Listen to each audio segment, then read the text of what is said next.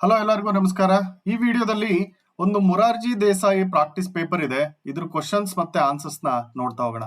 ಈ ವಿಡಿಯೋ ಯಾರ್ಯಾರು 1ನೇ ತಾರೀಕು ಮುರಾರ್ಜಿ ದೇಸಾಯಿ ಎಕ್ಸಾಮ್ ಬರಿತಾ ಇದ್ದೀರೋ ಅವರೆಲ್ಲರಿಗೂ ತುಂಬಾ ಹೆಲ್ಪ್ ಆಗುತ್ತೆ. ನಮ್ಮಲ್ಲಿ ಮುರಾರ್ಜಿ ದೇಸಾಯಿ ಮತ್ತು ಇತರೆ ಶಾಲೆ ಪರೀಕ್ಷೆಗಳಿಗೆ ಆನ್ಲೈನ್ ಅಲ್ಲಿ ಕೋಚಿಂಗ್ ನೀಡ್ತಾ ಇದೆ. ಆ ಮಕ್ಕಳು ಸಹ ಈ ಕ್ವಶನ್ ಪೇಪರ್ ನ ಆಲ್ರೆಡಿ ಸಾಲ್ವ್ ಮಾಡಿದ್ದಾರೆ. ಅದೇ ತರ ಪ್ರತಿಷ್ಠಿತ ಶಾಲೆಗೆ ನೀವೇನಾದ್ರೂ ಎಕ್ಸಾಮ್ ಬರಿತಾ ಇದ್ದೀರಾ ಅಂತಂದ್ರೆ ಮಾರ್ಚ್ 1ನೇ ತಾರೀಕಿನಿಂದ ನಮ್ಮಲ್ಲಿ ಆನ್ಲೈನ್ ಅಲ್ಲಿ ಕ್ಲಾಸಸ್ ಸ್ಟಾರ್ಟ್ ಆಗ್ತಾ ಇದೆ. ನೀವು ಅದನ್ನು ಕೂಡ ತಗೋಬಹುದು. ಅದೇ ತರ SLC ವೆಕೇಶನ್ ಕ್ಲಾಸಸ್ ಕೂಡ ಸ್ಟಾರ್ಟ್ ಆಗ್ತಾ ಇದೆ. ಇದು ಏಪ್ರಿಲ್ ಮತ್ತೆ ಮೇ ನಲ್ಲಿ 9ನೇ ತರಗತಿಯ ಮುಗಿಸಿ 10ನೇ ತರಗತಿಗೆ ಹೋಗ್ತಾ ಇರ್ತಕ್ಕಂತ ಮಕ್ಕಳಿಗೋಸ್ಕರ. ಈಗ ನಾವು ಕ್ವಶನ್ ಪೇಪರ್ಗೆ ಬರೋಣ. ಕ್ವಶನ್ ಪೇಪರ್ ಅಲ್ಲಿ ಏನೇನಿದೆ ಕ್ವಶನ್ಸ್ ಅವನ್ನೆಲ್ಲ ಸಾಲ್ವ್ ಮಾಡೋಣ. ನೋಡಿ, ಫಸ್ಟ್ ಪಾರ್ಟ್ ಕನ್ನಡ ಇರುತ್ತೆ. ಇದರಲ್ಲಿ ಫಸ್ಟ್ ಕ್ವಶನ್ ಏನಪ್ಪಾ ಅಂತಂದ್ರೆ, ಪತ್ರದ ಮೇಲ್ಭಾಗದಲ್ಲಿ ಡ್ಯಾಶ್ ಇರಬೇಕು, ದಿನಾಂಕ, ಹೆಸರು ಮತ್ತು ವಿಳಾಸ ಇರಬೇಕು.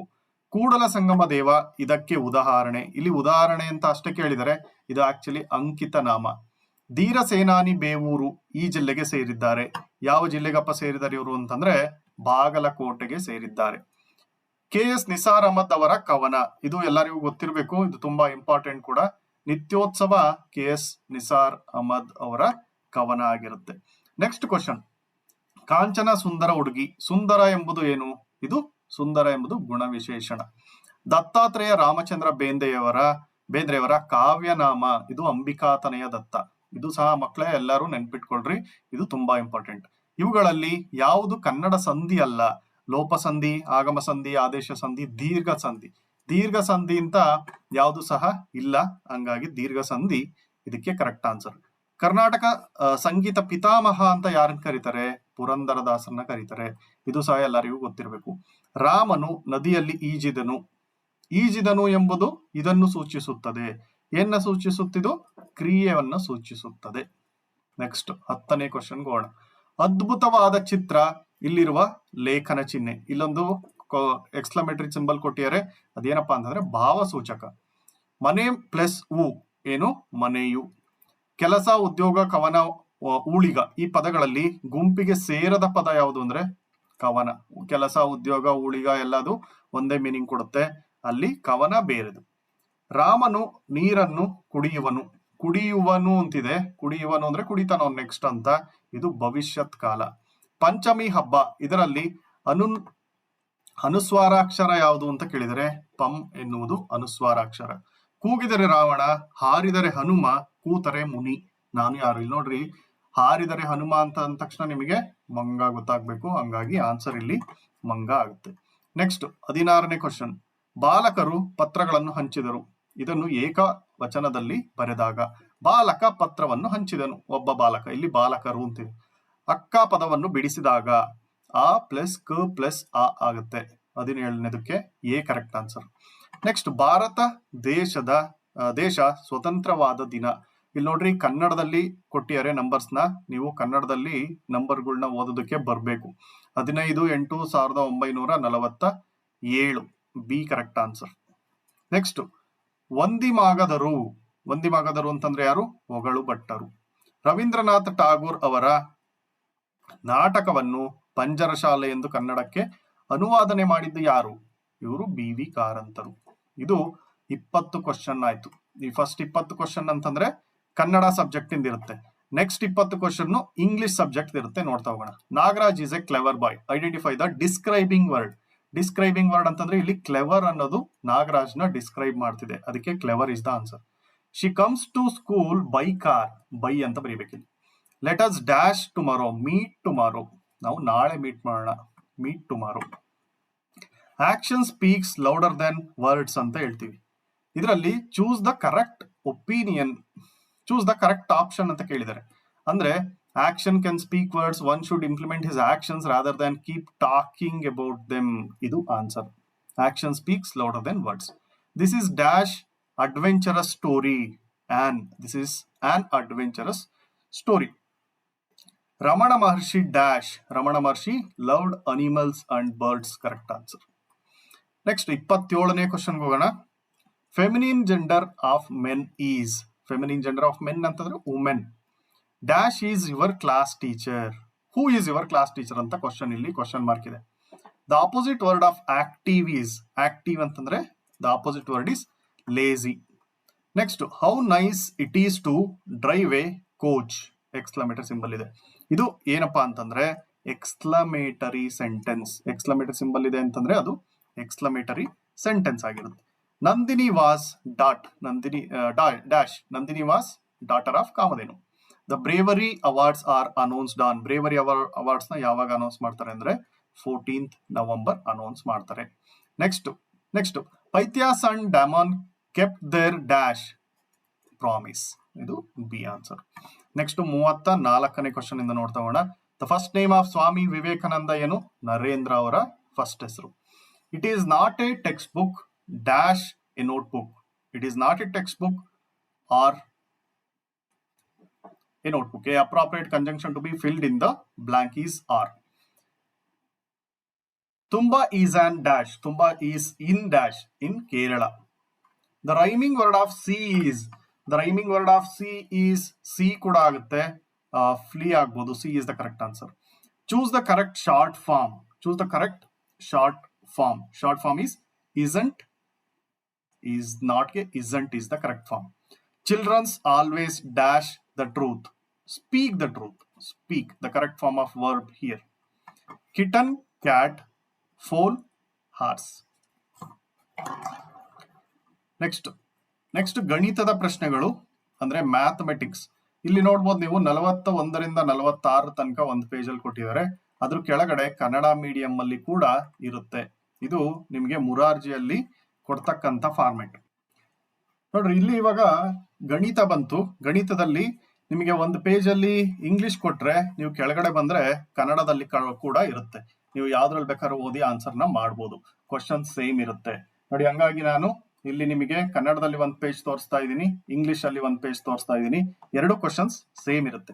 ಇನ್ the circle diameter is. Diameter ಅಂತಂದ್ರೆ ವ್ಯಾಸವು A B. A B is the correct answer. ಇಲ್ಲಿ ಏನಪ್ಪಾ ಅಂತಂದ್ರೆ ಎ ಬಿ.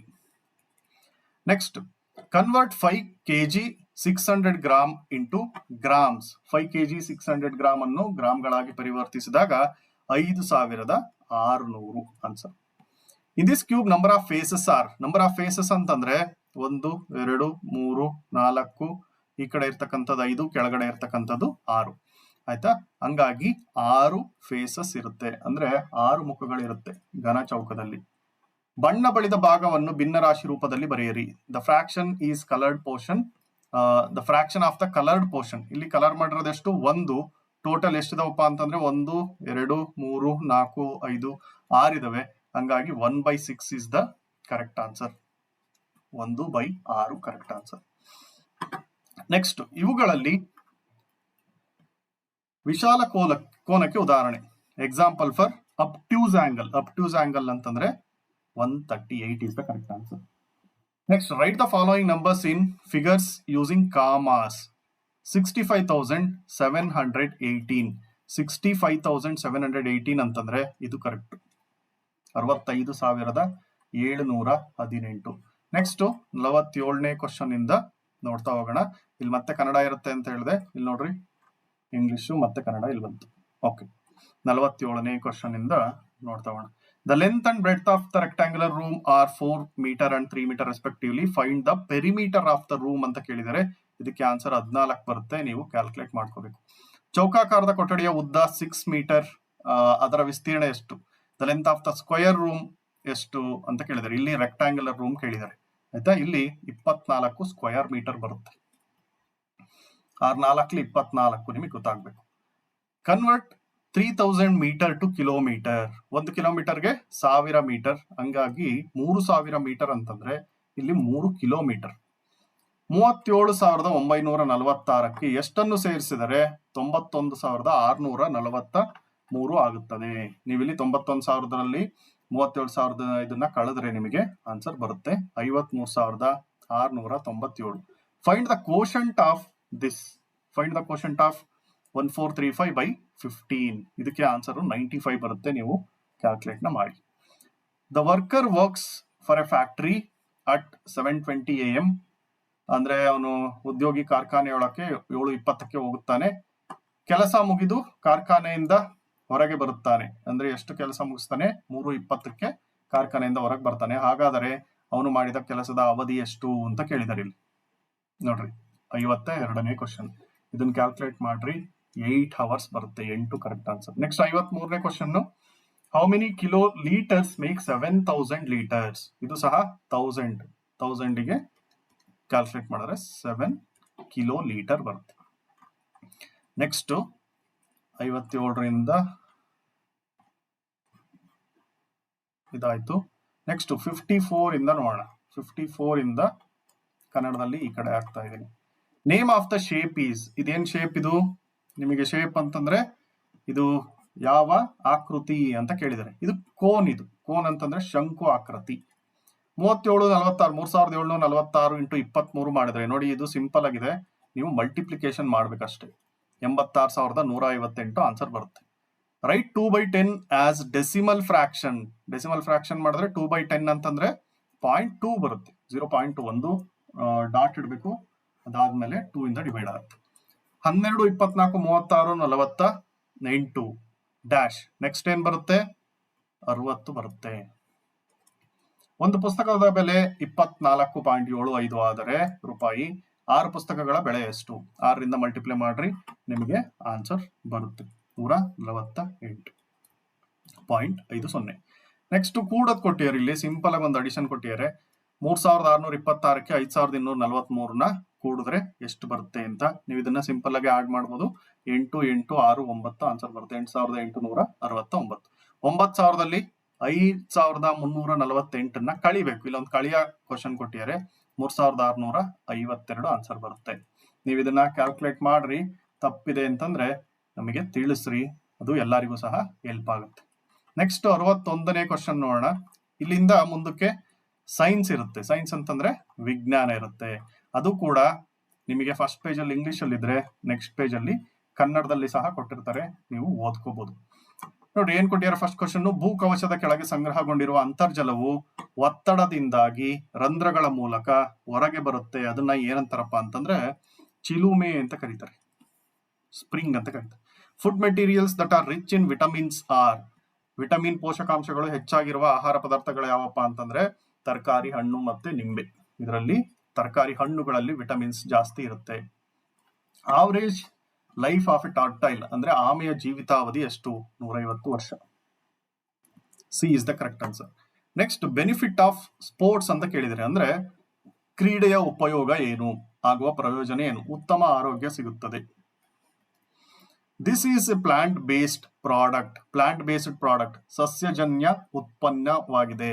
ಅಂದ್ರೆ ನಿಮಗೆ ಕಾಟನ್, ಹತ್ತಿ ಸಸ್ಯಜನ್ಯ ಉತ್ಪನ್ನ, ಪ್ಲಾಂಟ್ ಬೇಸ್ಡ್ ಪ್ರಾಡಕ್ಟ್. ಆಯ್ತಾ? ಇದಿಷ್ಟು ಫಸ್ಟ್ ಪೇಜಿನ ಕ್ವಶನ್ಸ್ ಆಯ್ತು. ನೆಕ್ಸ್ಟ್ 66ರಿಂದ ನೋಡೋಣ. 66 ಮಾಲಿಕ್ಯುಲರ್ ಫಾರ್ಮುಲಾ ಆಫ್ ವಾಟರ್ ಅಂತ ಕೇಳಿದರೆ, ಇಲ್ಲಿ ನೋಡ್ರಿ ನೀರಿನ ಅಣು ಸೂತ್ರ ಇದೆಲ್ಲರಿಗೂ ಗೊತ್ತು. H2O. H2O is the correct answer. The sum of potential energy and kinetic energy is called mechanical energy. ಪ್ರಚನ್ನ ಶಕ್ತಿ ಮತ್ತು ಚಲನ ಶಕ್ತಿಗಳ ಒಟ್ಟು ಮೊತ್ತದ ಹೆಸರು ಯಾಂತ್ರಿಕ ಶಕ್ತಿ. Which is the nearest planet to the sun? Nearest ಇರೋದು ಯಾವುದು? ಬುಧ, Mercury. Next, fish, meat and milk are preserved by storing them at very low temperature. It is called cold storage. ಇಲ್ಲಿ ನೋಡ್ರಿ ಕೊಟ್ಟಿದ್ದಾರೆ, storing them very low temperature ಅಂತ, ಕಡಿಮೆ ಉಷ್ಣತೆಯಲ್ಲಿ ಮಾಡಿದ್ರೆ ಶೀತ ಸಂಗ್ರಹಣೆ. Next, this is a renewable resource. Renewable resource ಯಾವ್ದಪ್ಪ ಅಂದ್ರೆ ಸೋಲಾರ್ ಎನರ್ಜಿ, ಅಂದ್ರೆ ನವೀಕರಿಸಬಹುದಾದ ಸಂಪನ್ಮೂಲ ಯಾವುದು? ಸೌರಶಕ್ತಿ. ನೆಕ್ಸ್ಟ್ 71ನೇ ಕ್ವಶನ್ ಇಂದ ಕನ್ನಡದಲ್ಲಿ ಏನೇನಿದಾವೆ ಅಂತ ಈ ಕಡೆ ನೋಡೋಣ. ಇಲ್ಲಿ 71 ಹೋಗೋಣ. Mention the name of this sign used in family tree. ವಂಶವೃಕ್ಷದಲ್ಲಿ ಬಳಸುವ ಸಂಕೇತ ಇದೇನಪ್ಪಾ ಅಂತಂದ್ರೆ, ಫಸ್ಟ್ ರೌಂಡ್ ಕೊಟ್ಟಿದ್ದಾರೆ, ಆಮೇಲೆ ರೆಕ್ಟಾಂಗಲ್ ಕೊಟ್ಟಿದ್ದಾರೆ. ಅಂದ್ರೆ ಇದು ಹೆಣ್ಣು, ಇದು ಗಂಡು, ಮಧ್ಯದಲ್ಲಿ ಲೈನ್ ಹಾಕಿದ್ರೆ ಹೆಂಡತಿ ಮತ್ತು ಗಂಡ, ವೈಫ್ ಅಂಡ್ ಹಸ್ಬ್ಯಾಂಡ್. ಇದಕ್ಕೆ ಕರೆಕ್ಟ್ ಆನ್ಸರ್. ನೆಕ್ಸ್ಟ್ 72ನೇ ಕ್ವಶನ್. ಇಲ್ಲಿ ಅಂದ್ರೆ brick solid, milk liquid. Brick ಅನ್ನೋದು solid, milk is a liquid. ಇಟ್ಟಿಗೆ ಅನ್ನೋದು ಘನ ವಸ್ತು, ಹಾಲು ಅಂತ ಅನ್ನೋದು ದ್ರವ ವಸ್ತು. This object floats on water ಅಂತ ಕೇಳಿದ್ದಾರೆ. 73ನೇ ಕ್ವಶನ್. ಯಾವುದು ಈ ವಸ್ತುವು ನೀರಿನ ಮೇಲೆ ತೇಲುತ್ತದೆ? ಐರನ್ ನೇಲ್ ತೇಲುತ್ತಾ, ಬಲೂನ್ ತೇಲುತ್ತಾ, ಬುಕ್ ತೇಲುತ್ತಾ, ಕಾಪರ್ ವೈರ್ ತೇಲುತ್ತಾ? ಬಲೂನ್ ತೇಲುತ್ತೆ. ಕಬ್ಬಿಣದ ಮೊಳೆ, ಪುಸ್ತಕ, ತಾಮ್ರದ ತಂತಿ ಯಾವು ಸಹ ತೇಲಲ್ಲ, ಮುಳುಗಿ ಹೋಗ್ತವೆ. 74ನೇ question. These are basic structures of living beings. Living ಬೀಯಿಂಗ್ಸಿನ ಬೇಸಿಕ್ ಸ್ಟ್ರಕ್ಚರ್ ಏನಪ್ಪಾ ಅಂತಂದ್ರೆ ಸೆಲ್ ಇಂದ ಆಗಿರ್ತವೆ, ಅಂದ್ರೆ ಜೀವಕೋಶದಿಂದ ಜೀವಿಗಳು ರಚನೆ ಆಗಿರ್ತವೆ. A honey bee collects nectar from dash flowers in one round. ಒಂದು ಬೇಟಿಗೆ ಹೂವುಗಳಿಗೆ ಭೇಟಿ ಕೊಡುತ್ತೆ. ಎಷ್ಟು? ಒಂದು ಜೇನುನೊಣ ತನ್ನ ಒಂದು ಸಂಗ್ರಹಣಾ ಸಂಚಾರದಲ್ಲಿ ಡ್ಯಾಶ್ ಹೂವುಗಳಿಗೆ ಭೇಟಿ ಕೊಡುತ್ತೆ ಅಂತಂದ್ರೆ 50ರಿಂದ 100 ಹೂವುಗಳಿಗೆ ಭೇಟಿ ಕೊಡುತ್ತೆ. ಇದು ಕರೆಕ್ಟ್ ಆನ್ಸರ್. 75 ಕ್ವಶನ್ ಆಯ್ತು. ನೆಕ್ಸ್ಟ್ 76ನೇ ಕ್ವಶನ್ ಇಂದ ನೋಡ್ತಾ ಹೋಗೋಣ. ನೋಡಿ, 76ನೇ ಕ್ವಶನ್ ಅಲ್ಲಿ ಕೋವಿಡ್ ಸೋಂಕಿನ ಬಗ್ಗೆ ಕೇಳಿದರೆ ಇಲ್ಲಿ COVID-19 infection is caused by corona virus. ಇದು ಎಲ್ಲರಿಗೂ ಸಹ ಗೊತ್ತಿರತಕ್ಕಂಥದ್ದು, ತಪ್ಪು ಮಾಡಬೇಡಿ, ಆನ್ಸರ್ಸ್ ನ ಕರೆಕ್ಟ್ ಆಗಿ ಓದ್ಬೇಕು ಈ ತರ ಕ್ವಶನ್ಸ್ ಅಲ್ಲಿ. The sun rays helps to produce. ಸೂರ್ಯನ ಕಿರಣಗಳು ನಮ್ಮ ದೇಹದಲ್ಲಿ ಯಾವ ಜೀವಸತ್ವವನ್ನು ಉತ್ಪಾದಿಸಲು ಸಹಾಯ ಮಾಡುತ್ತವೆ ಅಂತಂದ್ರೆ ಡಿ ಜೀವಸತ್ವ D, vitamin D.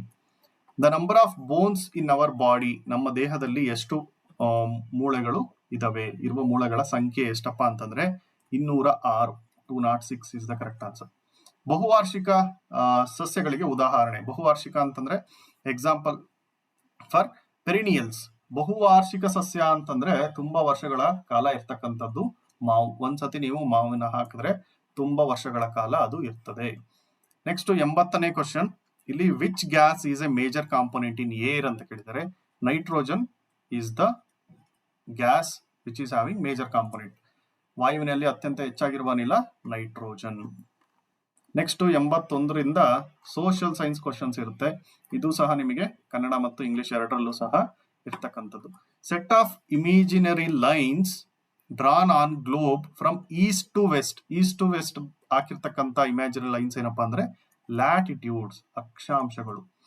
The programme introduce by government for better future of girls is Bhagyalakshmi ಯೋಜನೆ, ಹೆಣ್ಣು ಮಕ್ಕಳ ಉಜ್ವಲ ಭವಿಷ್ಯಕ್ಕಾಗಿ. National animal of India. National animal ಯಾವ್ದಪ್ಪ ಅಂತಂದ್ರೆ ಭಾರತದ ರಾಷ್ಟ್ರೀಯ ಪ್ರಾಣಿ ಹುಲಿ, ಅಂದ್ರೆ tiger. Next duration of kharif rainy season ಅಂದ್ರೆ ಮಳೆಗಾಲ, ಮುಂಗಾರು ಮಳೆಯ ಅವಧಿ ಏನು ಅಂತ ಕೇಳಿದರೆ ಜೂನ್ ಇಂದ ಸೆಪ್ಟೆಂಬರ್ ತನಕ ಇರ್ತದೆ ಮುಂಗಾರು. ಡೂನ್ ಎಂದರೆ ಏನು? ಡೂನ್ ಅಂತಂದ್ರೆ wide and long valley of the mountains. ಪರ್ವತದ ತಗ್ಗು ಭಾಗದ ಸಮತಟ್ಟಾದ ಭಾಗನ ಡೂನ್ ಅಂತ ಕರೀತಾರೆ. ಡೆಹ್ರಾಡೂನ್ ಬಗ್ಗೆ ನೀವು ಓದಿದ್ದೀರಾ.